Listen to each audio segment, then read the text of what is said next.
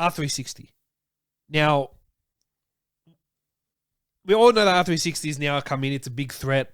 It's poaching a lot of players from, it's attempting to poach a lot of players from so many different codes. So many of the big sporting organizations in NRL and rugby union are so against it. The thing that's funny to me, Fred, is that 1 minute, Vendors goes, it's a joke. The next week is there's a 10-year ban. Now, we know the seriousness of it. When you got backings from Saudi Arabia and England and America, but mainly Saudi, where all the money is, we know it's going to grow. We know it's going to be something that's going to be a threat to the league. Now, the big talk is about Payne Haas, where in the next few weeks he's going to decide whether he kicks on with Broncos and re-signs or he goes to 360. Now, my question to you is this. I have an opinion on this, but I want to ask you, R360, is it as big as everyone's making it out to be? And do you think it could derail the NRL and start taking some of the biggest name players because of the money that is going behind it? 100%. Now, I know a bit more than the standard person, and I can't, I know some stuff that I'm not supposed to know. Yeah, that's fair. So I can't talk about it too much. Yeah. But, they're being backed by the Public Investment Fund of Saudi Arabia. It's not full backing, but there is in the mix, right? Yeah. I've seen it firsthand what they can do because they bought my football club that I support, which is Newcastle United, who was absolutely down in the dumps when they signed us. Yeah. No wins from 14 games when the takeover happened.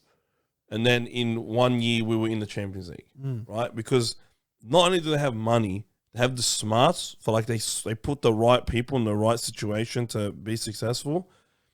And everybody brings up Live Golf. Yep. And I'm like, okay, they also financially back Live Golf. But Live Golf was making waves and paying people big money. But who are they up against? Something that's been around for hundreds of years in PGA. I'm not a golf guy by any means, but PGA golf, it's not going anywhere. Yeah. You're coming up against a sports league that's been there for so long, has roots everywhere. You think of golf, you think of PGA. That's something that's going to be really hard to come up against. And they did a pretty good job. I know whether it fails or not, I don't really know too much about it, but it's who they're coming up against. They're coming up against Goliath, mate. Yeah. And sticking it to him. The NRL is David in comparison without, it's just they're just a small man and they probably don't have God on their side. They're just a small man with a slingshot. Yeah. All right. This is going to be nothing for these guys they're just going to shoot them like a fly. The NRL is nothing. They got hundreds of millions and they probably have $1 billion valuation. Rather, the Public Investment Fund of Saudi Arabia is worth $400 billion. Yeah. The fact that this bloke said they're going to go broke, and if Vlandis said they're going to go broke, means he has no clue what he's dealing with. Yeah. And I reckon they probably pulled him aside and said, hey, brother, they're going to lose money for the first 3 years and it will have zero impact on anything. Yeah. Because they have that much money. And I feel like they see rugby and rugby league as a sport that is so amazing that is not being marketed properly.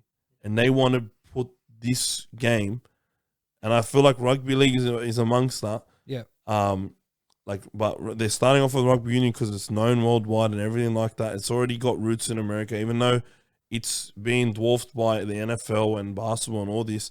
You go to colleges, they play rugby. You go to South Africa, they play rugby. They play rugby in Europe. They play rugby in Japan. They don't know what rugby league is. That's right. So they dangle the carrot of, come rugby union, everyone, all the best players playing in one league, come watch. And then a couple of years later, they drop rugby league. That's what I think they'll do. And they're going to dangle this carrot. Hey, you like rugby union? What about rugby union? But it's actually good.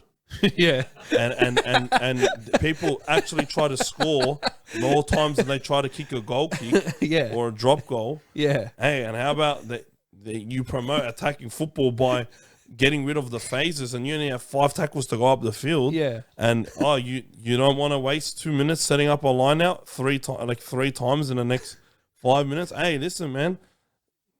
The ball barely goes out in rugby league.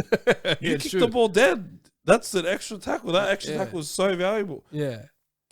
And I just feel like that's the way they're going to approach it. And rugby league is a highlight sport, and they're going to have their own broadcasting rights.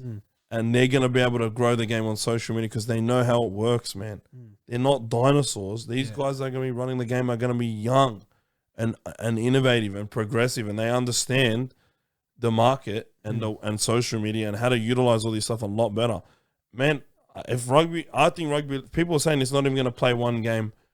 I disagree. I think it will. I think it will be a success. Yep. And the fact that they're putting this absolute bluff of a 10-year ban, this is not a real 10-year ban. bro, that's this wild. This is a Sonny Bill Williams ban. 100%. It's just, we're just trying to send a point, but if the Roosters want any of these players from Rugby 360, they're going to be able to get it, right? Yeah, exactly. And that's just how it's going to be. I think it is a major threat to the NRL as we know it. Many teams, or if not all teams, are going to get some of their star players poached. Yep. And I blame absolutely none of these players for taking the deal. Agreed. Because if it's not rugby league, it's rugby union, which is similar. They only have a 10 to 15 year window, if they're lucky, of making money playing this sport professionally. And I think they should be able to maximize it. I cannot blame them for taking the money. I couldn't blame Josh Reynolds when he went to take the money to go to the Tigers. Yeah, that's right. There was a hell of a lot more than what we were offering him. Yeah. And this is, like, people say, they're already rich. Bro, they get taxed at 51%, mate, or whatever it is. They're going to that country to make that money in full because they're just going to register their address in Saudi Arabia and claim tax benefits. Yeah, that's it. 100%. Man, it's a no-brainer. It's a massive threat, bro. Payne Haas is going to be getting paid 6 times more. Even though his contract value will be 3 times more, he's getting taxed a ton here. Exactly, yeah. He's not going to be getting taxed in Saudi Arabia. It's going to be 5-6 times the money. That is what you need to take care of your family for generations, for decades. Yeah. I can't blame it. Yeah, 100%. I can't blame them at all. Yep. And I just feel like, honestly, this is what worries me, like, the NRL as we know it is a threat. Is under threat, mate. Yeah. And if, let's say Rugby 360 doesn't work, I think let's say it fails, and I think they're just going to buy the NRL as a whole. I don't know if it's possible or whatever, but if they wanted to, they could. They will. They could buy 100 of it.